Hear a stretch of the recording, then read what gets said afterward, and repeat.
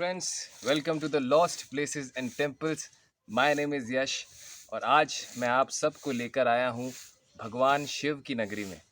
Yes friends, आज हम आ चुके हैं ओमकारेश्वर में।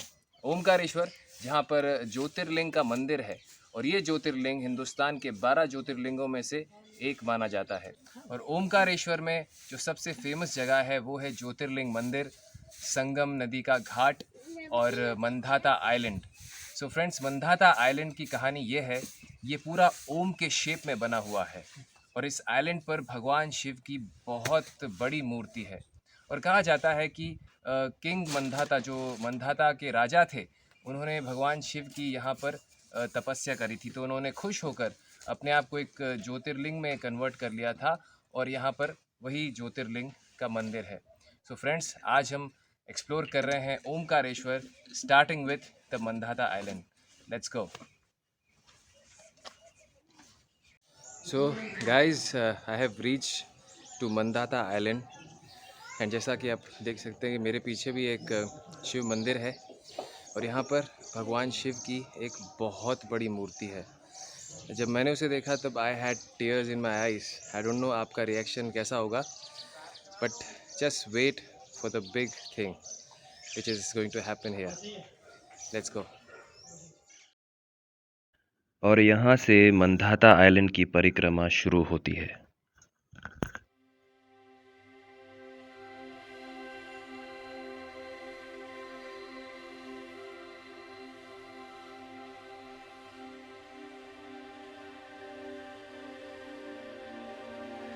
और परिक्रमा के स्टार्टिंग में ही हमें भगवान शिव की एक बहुत सुंदर और लार्जर देन लाइफ स्टैचू देखने को मिलती है।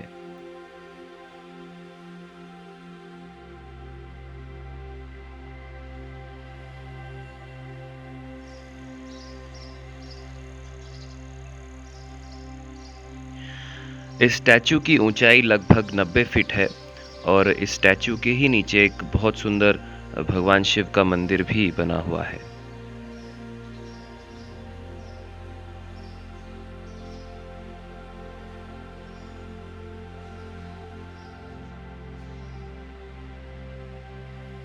सात किलोमीटर की परिक्रमा में आपको कई सारे मंदिर और कई सारे आश्रम देखने को मिलेंगे और इनके आर्किटेक्चर से आप अंदाज़ा लगा सकते हैं कि ये कितने पुराने मंदिर हैं और यहाँ पर कभी कुछ ज़िंदगी रही होगी।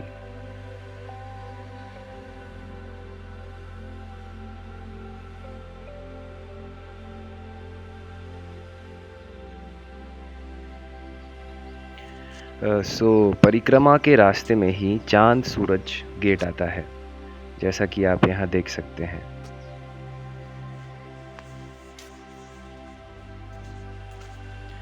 चांद सूरज गेट पर आपको सूर्य देव और चंद्र देव की मूर्तियां भी देखने को मिलेंगी।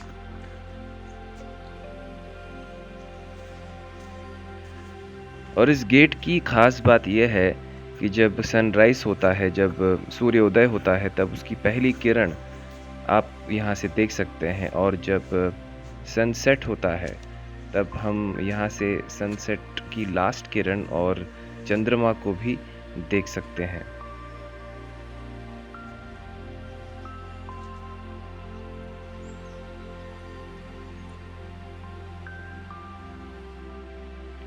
सिद्धनाथ मंदिर, ये इस परिक्रमा का आखिरी मंदिर है और कहा जाता है कि आपकी परिक्रमा इस मंदिर के दर्शन किए बिना पूरी नहीं मानी जाएगी। तो अगर आप ओमकारेश्वर में परिक्रमा कर रहे हैं तो इस मंदिर के दर्शन ज़रूर कीजिएगा ताकि आपकी परिक्रमा पूरी सिद्ध हो। और इस मंदिर के बारे में हमने यहाँ के पंडित जी से भी बात करी, तो आइए देखते हैं यहाँ के पंडित जी के इस मंदिर के बारे में क्या कहना है।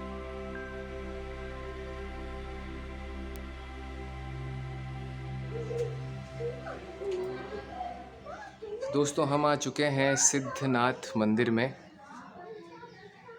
और इस मंदिर के पुजारी जी जो हैं हमारे साथ हैं। नमस्ते पंडित जी। नमस्ते।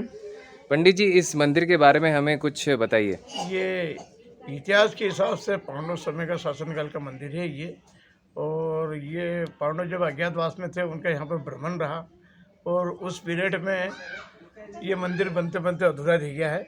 अच्छा। जब से यथावत मंदिर ऐसा के ऐसा ही है, इसमें कोई भी परिवर्तन नहीं होता। ये बहुत प्राचीन मंदिर है जी और इसके परिक्रमा के आखिरी दर्शन होते हैं।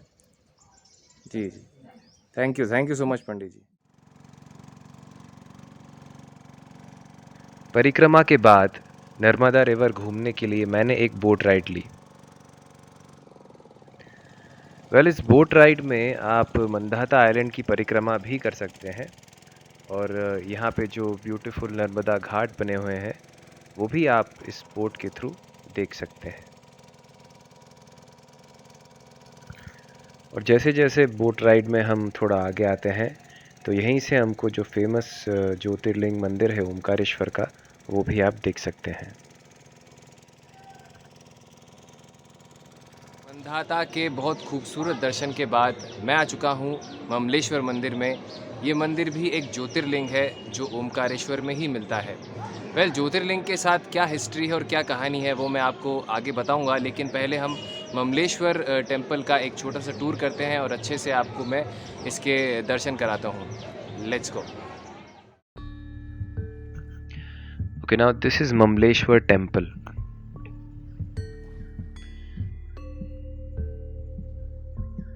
इसे अमरेश्वर टेम्पल भी कहते हैं।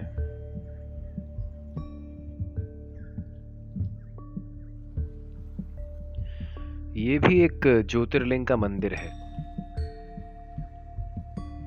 और जितनी इम्पोर्टेंस ओमकारेश्वर ज्योतिर्लिंग मंदिर की है उतनी ही इम्पोर्टेंस ममलेश्वर ज्योतिर्लिंग की भी है, क्योंकि ओमकारेश्वर के दर्शन के बाद लोग सीधे यहीं पर दर्शन करने आते हैं।